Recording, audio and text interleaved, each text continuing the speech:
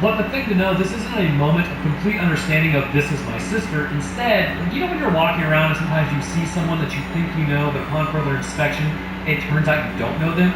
That feeling you get for like a second, like, oh, I know them. That's what this is.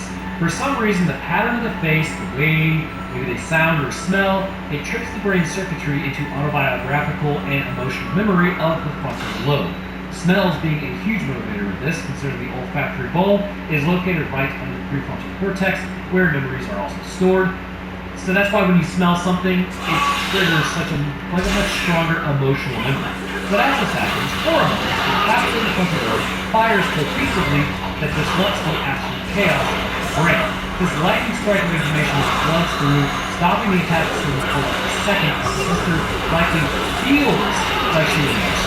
But the moment passes and the attack commences. This hesitation is caused by recognition, which is then overwhelmed later by the rest of the brain being completely lost in the sauce.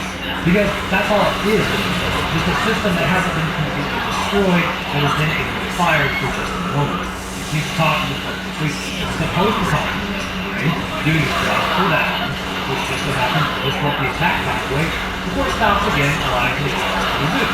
And in this way, this means all the circuitry in there is still probably somewhat functional, but the pathogen has reduced so much neural inflammation and is actively attacking the neurons by toxins or by entering them that it will have to be functionally cured before they can ever return to normal. And that's if they return to normal. The reality is that encephalitis actually do kill neurons, and so if it's allowed to continue as long as it has, it likely will destroy the brain.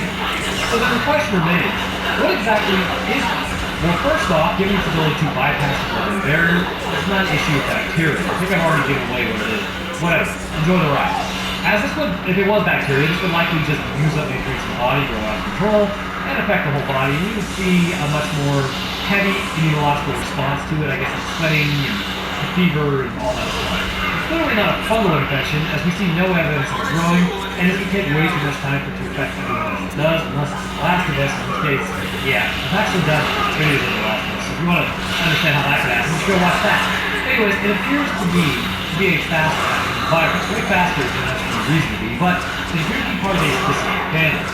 I know, you know, we're going. This is highly likely to be a Lyssa virus, and not one that has been developed naturally through nature. So this is definitely something that was created that then worked out. Lyssa viruses, like rabies, said, oh my god, desires the forbidden neuronal sauce. It will actually target the nuclear nervous system first, after the nerve cell, backtracking to the central nervous system. It does, it will use proteins in the central nervous system as the conveyor belt to the brain, including the reducing encephalitis, the body will reduce encephalitis, and it will restore function of the neurons, in particular the inflammation. As this happens, this is where actually hydrophobia happens, because here, the brainstem neurons coordinate the esophagus to swallow water effectively due to the discharge. There's also aerophobia or whatever it is, basically breathing too. So functionally, the same thing is happening within the brain as those as well. And this is what is preventing them from recognizing or acting in a way that would. It is highly likely that it is using these same inputs as well. On the surface of neurons, it proteins use glycoprotein, and this allows for the virus to attach to the surface of the neurons as their inputs. However, unlike most viruses, which replicate and rupture the cell, the Lyssa virus is special as it spreads out. It won't rupture the cell. However, once the neuron is invaded, it causes profound dysregulation, which means while the brain will look normal, it will not be firing. Interestingly, this is why you can have memories in the brain, but it's riddled with rabies. So this tells us virtually everything we need to know, but also why it could be so hard to cure. If this infection is from a Lyssa virus family, it was created to be fast-acting. It's intentional. It's clear its purpose is to destabilize the population, making it difficult for the home country to control and deal with outside pressures as well.